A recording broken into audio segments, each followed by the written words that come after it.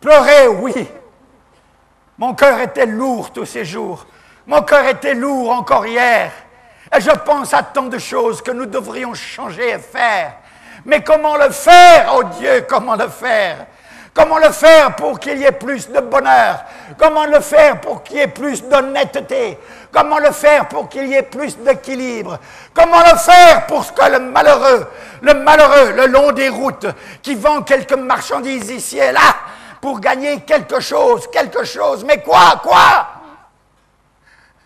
Pour que cette situation change. Comment le faire pour que l'honnêteté vienne dans le cœur? Comment le faire pour que les maris soient fidèles à leurs femmes et que les femmes soient fidèles à leurs maris? Comment le faire puisque même dans l'Église de Jésus-Christ et même parmi les pasteurs, on voit des divorces, des infidélités, des adultères et on continue à s'appeler homme de Dieu. Scandale!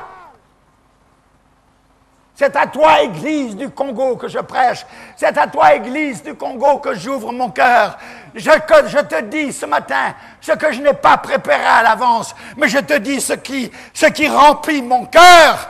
Nous pouvons nous bomber le torse 50 ans, jubiler. Et quoi? Est-ce que cela change à notre situation? Est-ce que cela change à notre avenir? Est-ce que cela change quelque chose au niveau de nos familles? Où en sommes-nous? Nous avons l'habitude de jeter la responsabilité sur les autres. Nous avons l'habitude de rejeter la responsabilité sur tel dirigeant ou tel autre dirigeant. Nous avons l'habitude de trouver des excuses. Mais tout cela ne tient pas, car chacun d'entre nous, nous pouvons faire quelque chose pour changer quelque chose. Et si chacun d'entre nous, dans cette Église, nous sommes décidés à changer quelque chose, nous aurons une influence. Et cette influence va se multiplier. Et se multiplier encore. Fini de jouer continuellement. Pourquoi jouer encore et encore? En voulant nous excuser de tant de façons, nous excuser pour nos péchés les plus abjects, pour nous excuser pour la honte, oui, la honte qui devrait couvrir et voiler notre visage. Ô Congo, où vas-tu? Ô Congo, où vas-tu? Les larmes me remplissent les yeux. Y a-t-il un espoir aujourd'hui? Un espoir dans nos réunions politiques? Un espoir dans nos partis? Un espoir?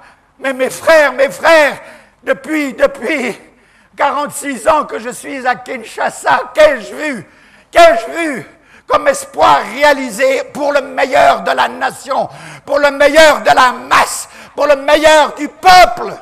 Peut-être vous n'êtes pas content et vous dites c'est un étranger qui nous parle. Non, je ne suis pas étranger, je suis congolais comme vous. Et c'est pour cela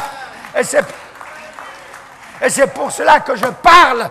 Et c'est pour cela que je parle et je parlerai encore. Ne vous en déplaise, ceci concerne la morale de la famille, la morale de la société, la morale des instances politiques, la morale des décideurs de la nation. La morale, où est-elle? J'ai déjà crié et je crie encore. Pourquoi m'arrêterais-je de crier? Un jour, peut-être, ces paroles lancées ainsi ne seront pas perdues pour rien. De toute façon, si je prêche de cette façon, mes frères, je sais qu'en le faisant, je me sauve moi-même. Car sachant, je dois parler. Si je ne sais pas, je ne peux parler. Mais si je sais, je dois parler. Et c'est ma responsabilité. Dieu me dira, tu savais, tu n'as rien dit.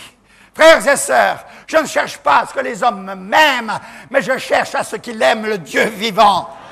Et qu'en aimant le Dieu vivant, ils obéissent à ses lois et à ses commandements.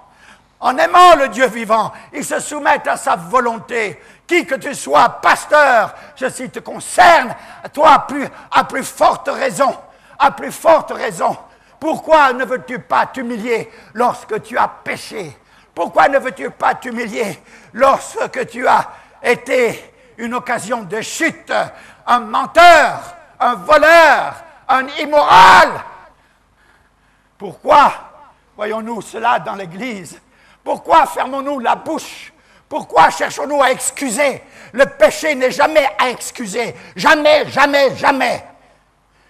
Quand il y a péché, le chemin de la réhabilitation passe par l'humiliation et la confession. Voilà le chemin de la réhabilitation. Il n'y a pas d'excuse au péché, quel qu'il soit.